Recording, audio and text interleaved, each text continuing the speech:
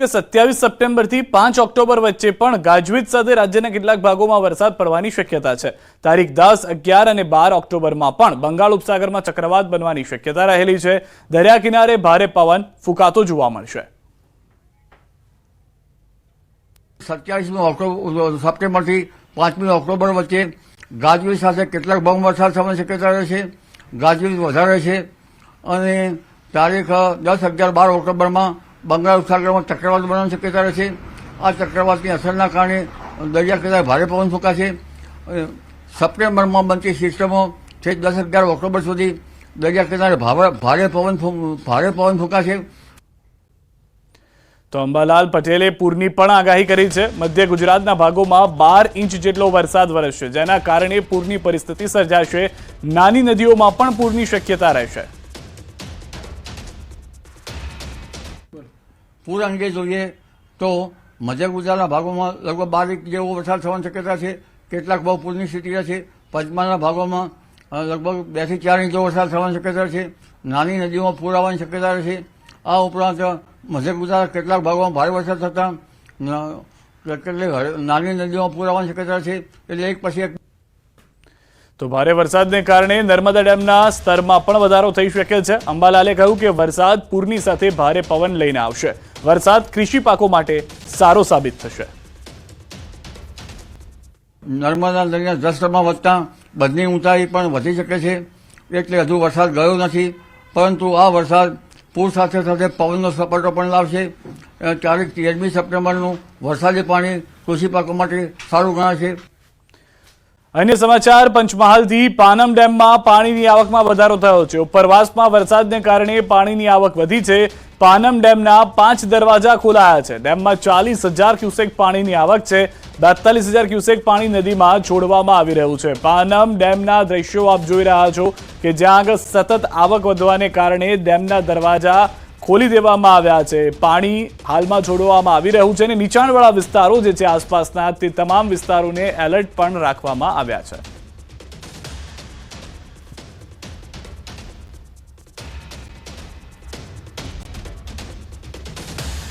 કચ્છના લખપત અને અબડાસામાં ભેદી બીમારીથી એક મહિલાનું મોત થયું છે। ભુજની ખાનગી હોસ્પિટલમાં દાખલ મહિલાએ જીવ ગુમાવ્યો છે। ભારાવાંઢની એક મહિલાએ જીવ ગુમાવ્યો છે। અત્યાર સુધીમાં ભેદી બીમારીને કારણે કુલ 15 લોકોના મોત થયા। આરોગ્ય વિભાગે 15 ડોક્ટરોને સર્વેની કામગીરી માટે ઉતાર્યા। લખપત અને અબડાસા તાલુકામાં સર્વેની કામગીરી ચાલી રહી છે। બીમાર લોકોને તાત્કાલિક સારવાર લેવા અનુરોધ કરાયો છે। આરોગ્ય કેન્દ્રમાં વધારાના ડોક્ટર મૂકવા પણ સૂચન કરાયું છે। આરોગ્ય અધિકારીઓને તાલુકા મથક ન છોડવા પણ સૂચના આપી દેવામાં આવી છે।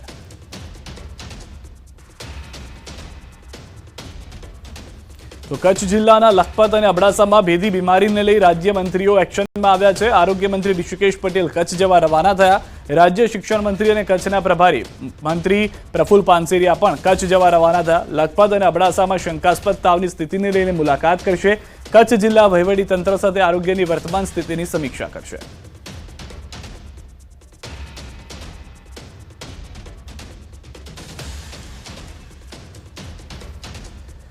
બનાસકાંઠાથી સમાચાર, લેટ લતીફ શિક્ષકો સામે રોષ જોવા મળી રહ્યો છે। કાંકરેજની દેવપુરા પેટા પ્રાથમિક શાળામાં શિક્ષકો સામે રોષ છે। શિક્ષકો મોડા આવતા હોવાના સ્થાનિકોના આરોપ છે।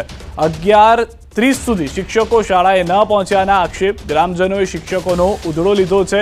ગ્રામજનોનું કહેવું છે કે આ રોજનું થઈ ગયું છે। હવે તેમના બાળકો અને વિદ્યાર્થીઓનું ભણતર જે છે તે નુકસાનિત થઈ રહ્યું છે, જેના કારણે તેઓમાં આક્રોશ જોવા મળી રહ્યો છે। ગ્રામજનોએ શિક્ષકનો પણ ઉધડો લીધો હતો। 11:30 વાગ્યા મેં હાલ ઉભા પણ હજી સાહેબ નહીં આવ્યા। તારું વાડું છે બધા શાળા કોલેજો મારે મકવાનમાં બધા ટાઈમ સર જ આવે। તમે ટાઈમ કરીને આવતા સાહેબ, કોઈ ના આવે। તમારા જ દોષ આથી બીજા કોઈના નહીં સાહેબ। નિશાળનો ટાઈમ કેટલો છે સાહેબ? નિશાળનો છોકરા 11 વાગ્યાનો કેટલા વાગ્યા જુઓ તમારે ઘડિયાળ? 2 વાગ્યા હોય। અમે તો આવ્યા તો વરસાદની ઋતુ ખબર પડે એવું ના હોય સાહેબ? પગાર નહીં લેતા તમે? પગાર લઈ ગયા બધી હવે આવવાનો જ હકદાર નહીં। આ બધા તમારે આવા હકદાર નહીં, તમે રાજીનામું આપી લો। આ કોલેજ રહી ને, આ કોલેજ રહી ને, હાલ બધા ઉતર્યા અમે હાલ એવું ના તમારા આવા હક ના હોય, તમે રાજીનામું આપી ગયો। શું કામ સરકારનો પગાર ખો તમે? અમે તો શિક્ષા કશું 11 વાગે ના હોય। જીગો તો રજા પર હાલ જ ફોન આવ્યો હતો એનો। મારે તો વહેલા તો બસ આ ટાઈમે આવવાનો થોડો ટાઈમ આવવાનો આજે 12 પર થોડીક વાર તો છોકરા કોઈ નિશામાં ઉભા રહે તો ના ઉભા રહે આ તો ચાવી ખોલી નાખાય ના તો બધા વસ્તુ બધી લઈ જતા ખોલું ના રખાય બધું વેચી માર્યો હેસકા વેચી માર્યા હેસકા વેચી મારે ઝોપડી વેચી મારી ટેબલ વેચી મારી કાલ આવવાનું. ન્યૂઝીલેન્ડ સંવાદદાતા કિશોર અમારી સાથે જોડાઈ ગયા છે. કિશોર, જે રીતની પરિસ્થિતિ છે, ગ્રામજનોને તો અનેક આક્ષેપ છે, જેમાં અનેક વસ્તુઓ ગેરરીતે પણ ચાલતી હોવાની વાત છે. શિક્ષક તો મોડા આવી જ રહ્યા છે તેની સાથે. ચોક્કસથી સિદ્ધાર્થ, આ કાંકરેજ તાલુકાના શિહોરીની દેવપુરા પ્રાથમિક શાળા છે, જેમાં 1 થી 5 ધોરણ આવેલા છે અને 30 જેટલા બાળકો આ શાળાની અંદર અભ્યાસ કરે છે. મહત્વની વાત તો એ છે કે આ શાળામાં 2 શિક્ષકો છે, તેમાંથી એક શિક્ષક રજા પર હતા, જ્યારે બીજા શિક્ષક 11:30 વાગે આવ્યા હોવાથી ગામ વિદ્યાર્થીઓ ગેટ ઉપર ઉભા હતા અને ગામ લોકો ત્યાં આવીને શિક્ષક જ્યારે આવ્યા ત્યારે શિક્ષકને ઉધડે લીધા હતા અને શિક્ષકનો એક વિડીયો પણ વાયરલ કર્યો હતો અને તેમાં શિક્ષક કહી રહ્યા છે કે વરસાદની ઋતુ છે, લેટ તો થવાય.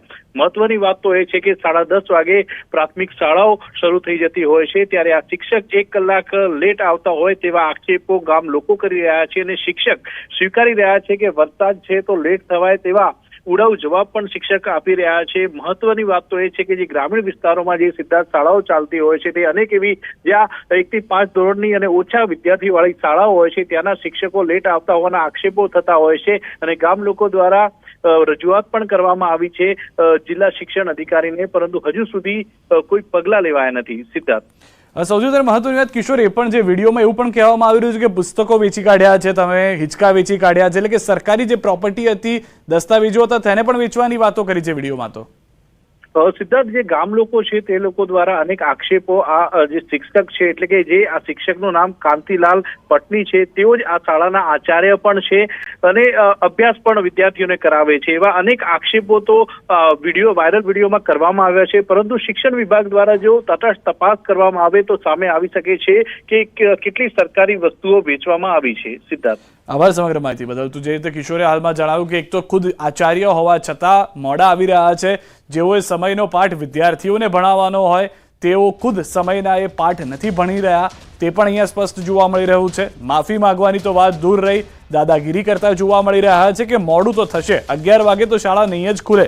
બીજી તરફ વાલીઓ જે આવ્યા હતા, જે વિદ્યાર્થીઓને મૂકવા, બાળકોને મૂકવા આવ્યા હતા, તેમનું કહેવું છે કે તમે તો પુસ્તકો પણ વેચી કાઢી છે અને હિંચકાઓ પણ વેચી કાઢ્યા છે. બાળકોને વહેલા આવ્યા બાદ કોઈ ફિઝિકલ એક્ટિવિટી કે શારીરિક કસરત પણ કરવા માટે વ્યવસ્થા શાળામાં નથી રહેવા દીધી તમે. તો 11:30 સુધી શિક્ષકો શાળાએ ન પહોંચ્યા હોવાના આક્ષેપ છે. ગ્રામજનોએ શિક્ષકનો ઉધડો લેતા એ પણ વાત કરી હતી કે તમે એટલા લેટ કેમ આવ્યા છો, કેમ મોડું થઈ ગયું તમને. અન્ય એક શિક્ષક જે છે, કુલ 2 શિક્ષક હતા, જેમાંથી એક શિક્ષક રજા પર હોવાની પણ જાણકારી મળી રહી છે. અન્ય એક શિક્ષક જે હતા તેઓ મોડા આવ્યા હતા અને ગ્રામજનોની આ માંગ હતી. ખુદ અમારી સાથે એ શિક્ષક જોડાઈ ગયા છે શાળાના આચાર્ય તરીકે. કાંતિભાઈ, આજે આપ શાળાએ મોડા ગયા હતા, આપનો એક વિડીયો વાયરલ થયો છે. વિડીયો વાયરલ કર્યો, વાયરલ છે ને વાયરલ. હા, હું તો 13મું વર્ષ ચાલે છે મુખ્ય શિક્ષકમાં. અચ્છા, 13 વર્ષથી આચાર્યમાં છું. અત્યારે ઘડી કોઈ એવો બનાવ બન્યો નથી. 2012માં હતો, 12 પછી મારા જોડે આવ્યો હતો. તો તમે આ જે વિડીયો છે ક્યારનો છે? મારા જોડે કોઈ હાથે બન્યો નથી. વરસાદ હતો, ચાલુ છે. છોકરાઓ છે એમાં અહીંથી લગભગ 2 કિલોમીટરથી 1.5 કિલોમીટરથી 1/2 કિલોમીટર ચાલીને આવતા હતા. મારે વરસાદની ઋતુ ચાલુ હતી તો વરસાદ ચાલુ જ હતો જ નતો એમ નહીં. વરસાદ ચાલુ હતો અને વરસાદ ચાલુમાં અમારે કઈ રીતે નીકળે, અમારા જોડે કોઈ સાધન છત્રી હતું નહીં, એટલે અમે ત્યાં બાજુમાં જ ઉભા હતા. હું કઈ બહાર નતો, બીજા ગામમાં કે પાટણ કે કોઈ બીજા ગામમાં નતો. હું તો બાજુમાં જ હતો. એમને શું આવવાનો, બધા દારૂડિયા એ નિશાળમાં ઉભા કરવાને કરતા દરવાજા આગળ. એમનું કહેવું હતું કે આપ રોજ લેટ આવો છો, રોજ મોડું થાય છે. એ તો જો તો તમારા સાહેબનો ફોન આવ્યો તો બીજા શિક્ષક છે અમારા, હું એકલો નથી, બરાબર. એટલે હું એકલો શિક્ષક, એક શિક્ષક વાળી સ્કૂલ છે જ નહીં, તો રેગ્યુલર ચાલુ રહેશે મારે. અને ફોટા પાડવાને જે કીધું ને એના મને બોલાવો, પેલા બીજી માથાકૂટ કર્યા વગર કે ફોટો આપવા જે હોય ને એ લોકોને બોલાવો. પેલા અમારે બીજી કોઈ વાત માથાકૂટ નહીં કરવી. જે ફોટો જેને ફોન કર્યો ને એ વ્યક્તિને બોલાવે કે મને ખબર પડે કે આ શિક્ષક શિક્ષણ કઈ રીતે અહીંયા વાયરલ કરવાનો કે કઈ યુટ્યુબ પર કે ફોટો ખેંચવાનો. એમણે તો તમે તો એવું કીધું છે વિડીયોમાં કે હું તો આ રીતે જ આવીશ, 11 વાગે તો નહીં જવાય. વિડીયોમાં આપે તો એવી વાત પણ કરી છે. 5 વાગે અમે કોઈ એમ નહીં કરતા, રખડતા ફાજલો છે એવા કરતા પેલા દારૂડિયા શિક્ષકો. તમે વાત કરો છો મારો, પેલા પિક્ચર ઉતારતા એવા નહીં કે પિક્ચર શૂટિંગમાં બેઠવાનો વ્યાપાર હતો, કોઈ દલાલ નહીં કે એવું તમને ક્યાં કોઈ કઈ કીધું જ છે? તમે સામેથી વાત કરો છો. અમે તો સામેથી વાત કરી, મારો ફોટો હું લેવા, મારું જાતે લેવા હું. તમે સામેથી એવું કહો છો કે હું આવું કઈ છે નહીં. ચાલુ હોય 11 વાગ્યાનો ટાઈમ તમારે તો ગાવાનો, હું ગમે તે. આભાર અમારી સાથે જોડાવા બદલ. તો આ શિક્ષક છે, શિક્ષક કહેવા લાયક છે કે નહીં એ પણ સવાલ છે, કારણ કે જે રીતના જવાબ તેમના છે એ સ્પષ્ટ છે કે કઈ રીતે દાદાગીરી સાથે તેઓ કામ કરી રહ્યા છે.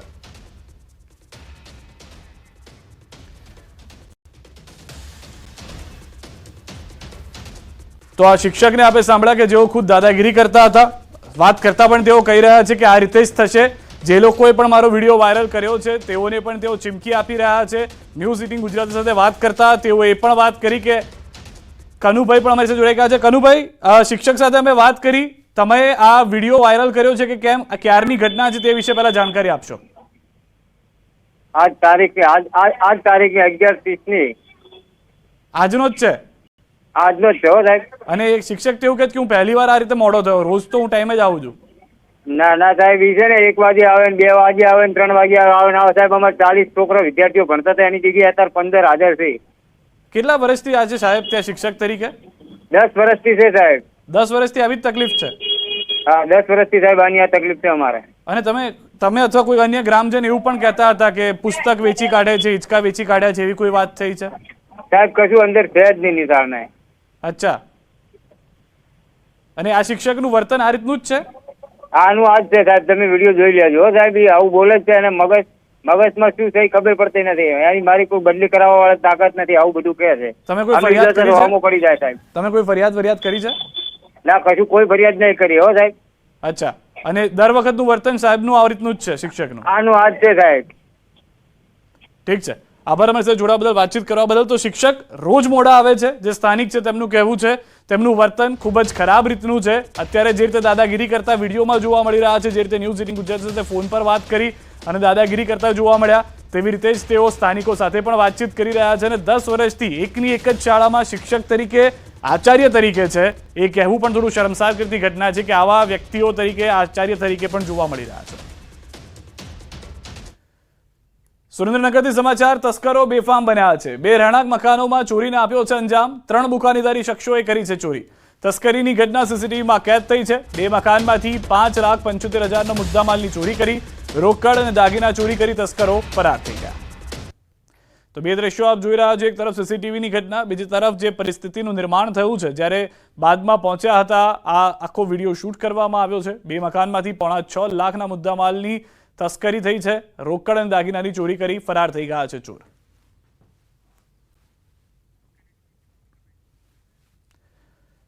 ભાવનગર શહેરના આંબા ચોક ખોજાવાડ નજીક 3 માળનું મકાન ધરાશાયી થયું છે. શહેરના ભીડભાડવાળા વિસ્તારમાં નવું બાંધકામ થઈ રહ્યું હતું એ સમયે આ દુર્ઘટના બની. જોકે સદનસીબે આ બનાવમાં 2 મજૂરો પોતાનો જીવ બચાવીને બહાર આવી ગયા અને 1 મહિલાને ઈજા પહોંચી છે, જેને સારવાર માટે હોસ્પિટલમાં ખસેડવામાં આવી.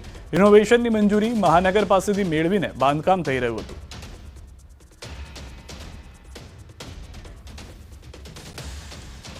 ભરૂચના જાડેશ્વર તપોવન વિદ્યા સંકુલમાં વિદ્યાર્થીનું કરંટ લાગતા મોત નીપજ્યું છે. વિદ્યાર્થીના પિતાએ સંકુલના શિક્ષકો, ટ્રસ્ટીઓ પર કર્યા છે આક્ષેપ.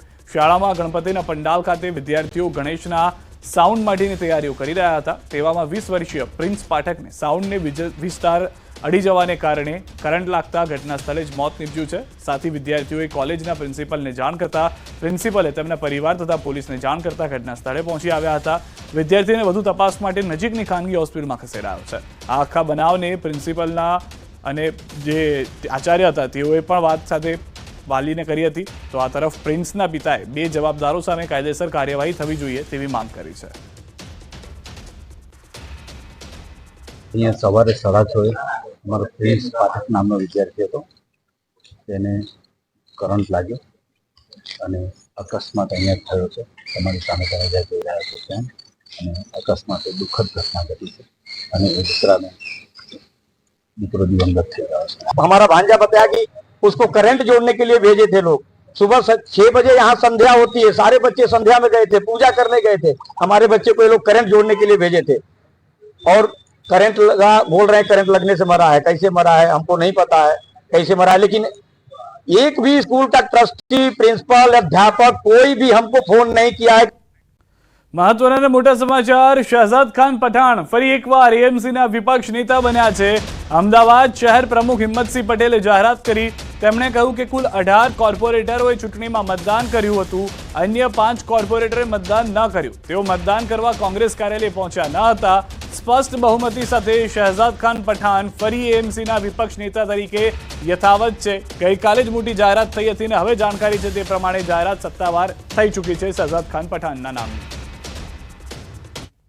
શહેજાદ ખાન પઠાણ એક જ ઉમેદવાર જે છે સની બાબા એમનું નામ આવ્યું હતું, એમની આજે વરણી કરીને ફરીથી નિયુક્તિ કરવામાં આવે છે। એમના સમર્થનમાં 18 મત મળે છે। પ્રક્રિયા તમે જુઓ ખૂબ સૌહાર્દપૂર્વક બધાએ સારી રીતે થઈ ગઈ છે અને હવે આવનાર જે પ્રજાકીય પ્રશ્નો છે, લોકોના પ્રશ્નોને વાચા આપવા માટે કોંગ્રેસ કટિબદ્ધ છે।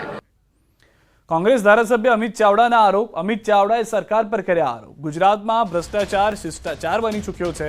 ભાજપની સરકારમાં કૌભાંડીઓ સરેઆમ ફરી રહ્યા છે। વર્ષ 2021માં ઉત્તર ગુજરાતમાં હેમચંદ્ર યુનિવર્સિટીમાં કૌભાંડ થયું। દોષિતો સામે કોઈ જ પગલાં નથી ભરાયા।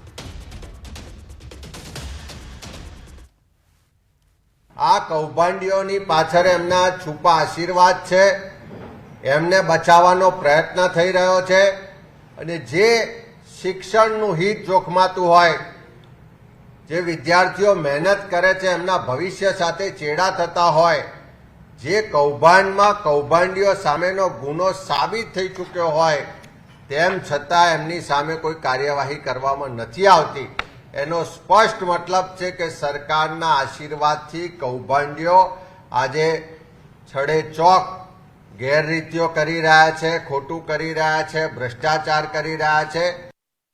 હાલ ગુજરાત સહિત દેશભરમાં ગણેશ ઉત્સવ ચાલી રહ્યો છે, ત્યારે સંસ્કારી નગરી વડોદરામાં ગણેશ ઉત્સવ દરમિયાન કોમી એકલતાની મિસાલ જોવા મળી છે। શહેરના તાંદજા વિસ્તારમાં વર્ષોથી ગણેશજીની વાજતે ગાજતે સ્થાપના કરવામાં આવે છે। તમામ ધર્મના લોકો હર્ષોલ્લાસ સાથે તમામ તહેવારો મનાવે છે। ગણેશ ઉત્સવ માટે મુસ્લિમ પરિવારના સભ્યો ફાળો ઉઘરાવી આયોજકોને આર્થિક સહાય પૂરી પાડે છે અને આ બધા સાથે મળીને ગણેશ પંડાલ તૈયાર કરે છે।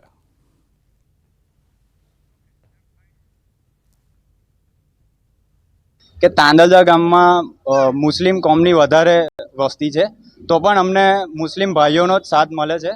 જ્યારે પણ હિન્દુ ધર્મનો કોઈ તહેવાર હોય, અત્યારે ગણેશ ઉત્સવ ચાલે છે, તો ગણેશ ઉત્સવમાં તમે જોઈ શકો તો અમારો ભાઈચારો, એકતા અને અમારી જે કોમી એકતા છે હિન્દુ મુસ્લિમ ભાઈની, એ અહીંયા તમને જોવા મળશે। આ જગ્યા ઉપર જ્યારે ગણપતિનો તહેવાર હોય ત્યારે ગણપતિ બેસાડવામાં આવે છે અને ત્યારબાદ મોહરમનો તહેવાર હોય તો આ જ જગ્યાએ મોહરમ પણ થાય છે।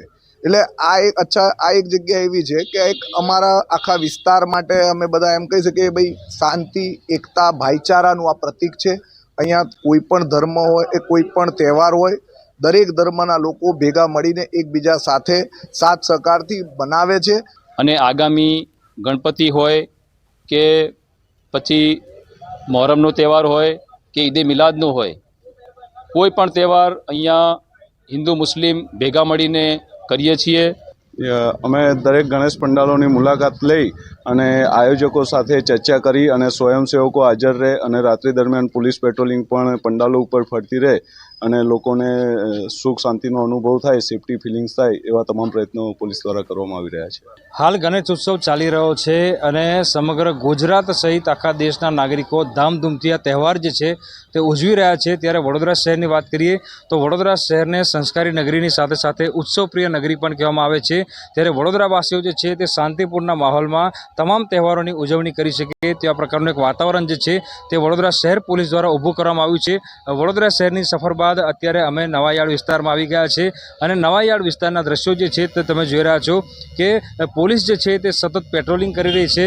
પોલીસ અધિકારી જે છે તે લોકો વચ્ચે સતત જઈ રહ્યા છે, ગણેશ પંડાલોની મુલાકાત લઈ રહ્યા છે અને શાંતિપ્રિય માહોલમાં શાંત વાતાવરણ વચ્ચે લોકો જે છે તે તહેવાર ઉજવે અને પોલીસ જે છે તે સતત તેમની સાથે છે। પોલીસ જે છે તે નાગરિકોની સુરક્ષામાં દિવસ હોય કે રાત તૈનાત છે તેવો એક સંદેશો જે છે તે પોલીસના જવાનો અને અધિકારીઓ આપી રહ્યા છે। એટલે ટૂંકમાં વડોદરા શહેરની શહેરની મેં કીધું એ પ્રમાણે કે સંસ્કારી નગરી તો છે જ, પરંતુ સાથે સાથે ઉત્સવપ્રિય પણ નગરી છે. એટલે વડોદરા શહેરમાં જે ગણેશ ચતુર્થીનો તહેવાર છે, ગણેશ ઉત્સવ છે, તે અત્યારે પોલીસ છાવણીમાં અને પોલીસની સુરક્ષા વચ્ચે શાંતિપૂર્ણ માહોલમાં ઉજવવામાં આવી રહ્યો છે. હાર્દિક દીક્ષિત, ન્યૂઝ 18 ગુજરાતી, વડોદરા. કહેવાય છે કે શ્રદ્ધા મનુષ્યને કદાચ તારે છે, પરંતુ અંધશ્રદ્ધા મનુષ્યને જરૂર ડૂબાડે છે. 21મી સદીમાં અંધશ્રદ્ધા એ આપણી કમનસીબી કહેવાય, પરંતુ ગુજરાતમાંથી ચાશવારે અંધશ્રદ્ધાની ઘટનાઓ જોવા મળે છે. ત્યારે ફરી એકવાર ધર્મના નામે ધતિંગનો થયો છે પર્દાફાશ.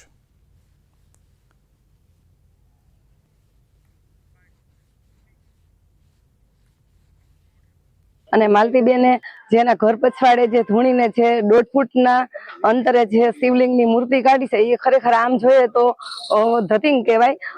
અને આ લોકોને અંધશ્રદ્ધામાં ભરમાવાની એક એની ખોટી ધતિંગ લીલા છે. ખરેખર તો આવું કાયદાકીય દ્રષ્ટિએ આવું ન કરવું જોઈએ.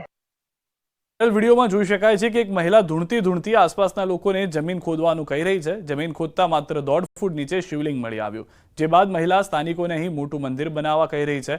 મહિલા માલતીબેન અરજણભાઈ ભુવાએ પોતાની 7 વર્ષથી સપનું આવતો હોવાનો દાવો કર્યો અને તે મુજબ ઘરની પાછળના ભાગે સરકારી જમીનની અંદર શિવલિંગ હોવાનો દાવો કરતા છેલ્લા કેટલાય મહિનાથી તેમણે ધૂણવાનું ચાલુ કર્યું. 5 દિવસ પહેલા તેમના ઘરની પાછળના ભાગે મહિલાએ બતાવેલા સ્થળ પર ખોદકામ કરતા માત્ર 1.5 ફૂટ નીચે શિવલિંગ મળી આવ્યું. આ પછી ત્યાં મંદિર બનાવવાની પણ તેમણે વાત કરી હતી અને સમગ્ર ઘટનાનો વિડીયો વાયરલ થયો હતો.